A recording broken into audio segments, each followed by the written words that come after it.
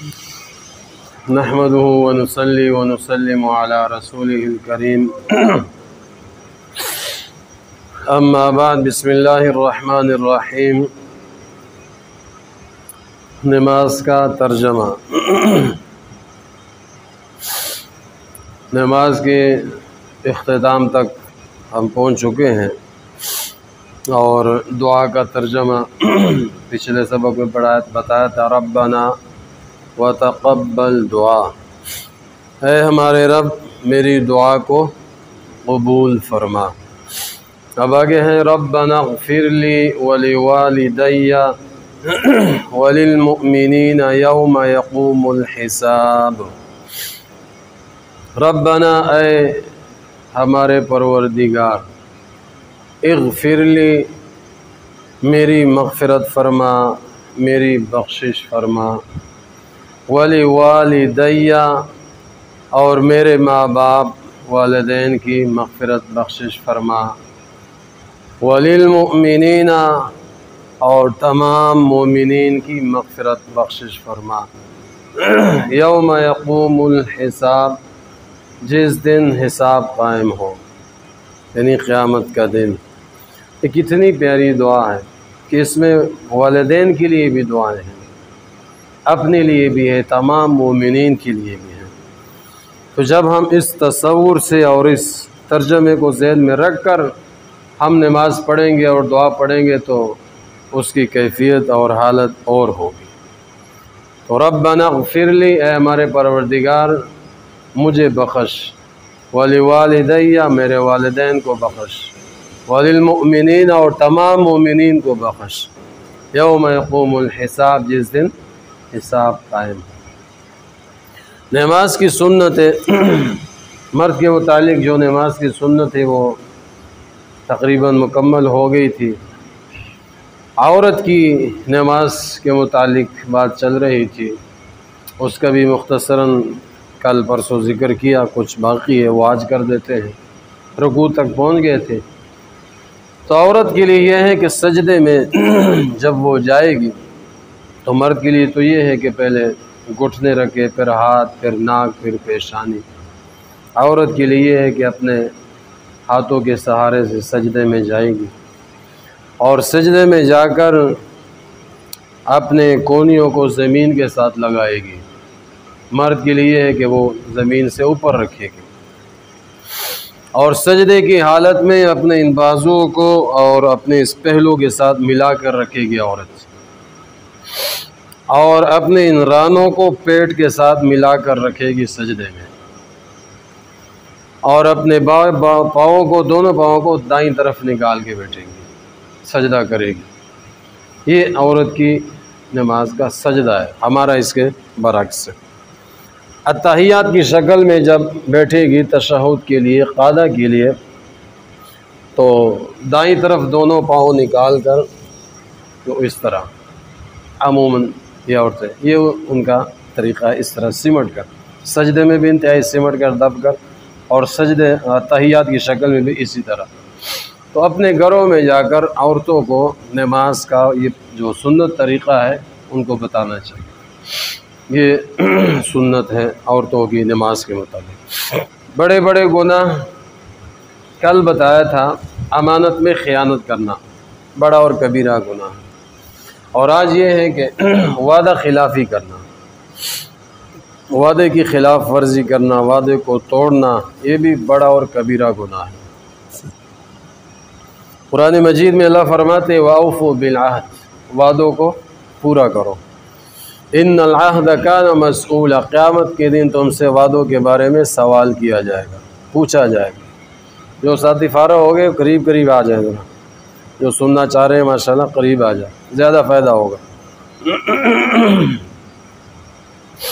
اس لیے کہ محفل مجلس والوں پر جو خاص رحمت نازل ہوتی، سکینہ نازل ہوتا ہے، تو جب آپ اس محفل کا حصہ بنیں گے تو آپ کے اوپر بھی نازل ہوگی۔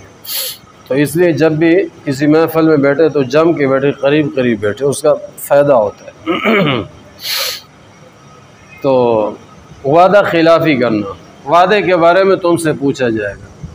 ایک تو یہ ہے کہ میں کسی سے وعدہ کرتا ہوں کہ جی فلاں دن آپ کا یہ کام میں کر دوں گا، فلاں دن میں آپ کے پاس آ جاؤں گا، اب اس کو اس وقت پر نہ کرنا یہ وعدہ خلافی ہے۔ اچھا، وعدے میں ایک بات ذہن نشین کر لیجئے کہ جب آدمی وعدہ کر رہا ہو اس وقت اس کے ذہن میں، دل میں یہ ہو کہ میں نے اس کو پورا کرنا ہے اس کو، اور اگر ذہن میں یہ ہے، نیت میں فطور ہے کہ بس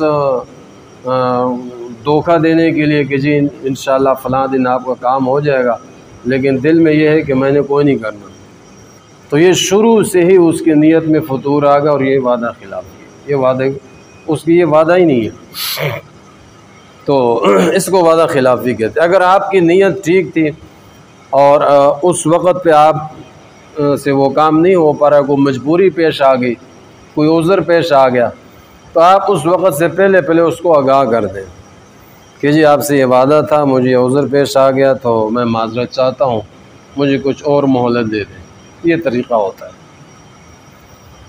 اور وعدہ میرے بھائیوں، اس کا مفہوم بھی بڑا وسیع ہے، جس طرح امانت کا مفہوم وسیع، اس طرح اس کا بھی۔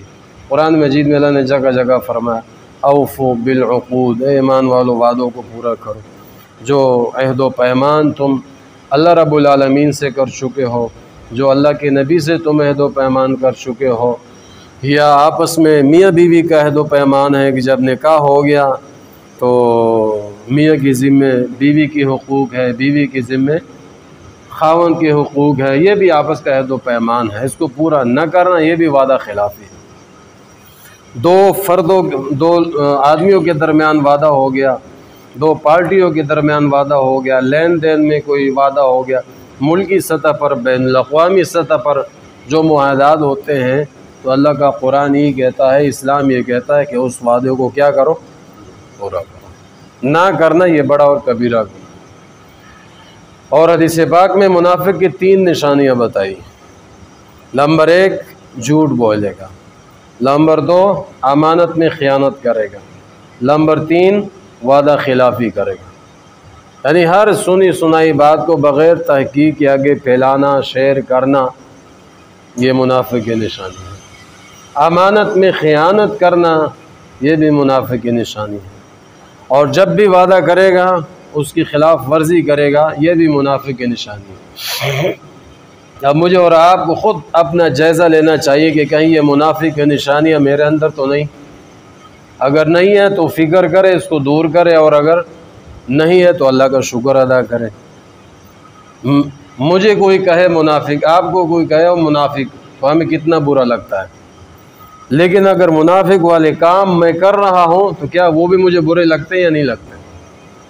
اس کا بھی ہمیں محاسبہ کرنا چاہیے کہ منافق مجھے کہے تو یہ تو مجھے برا لگتا ہے، لیکن اگر میں منافق والے کام کر رہا ہوں تو مجھے وہ کیوں اچھے لگتے ہیں۔ گناہ کے نقصانات، کل کیا بتایا تھا؟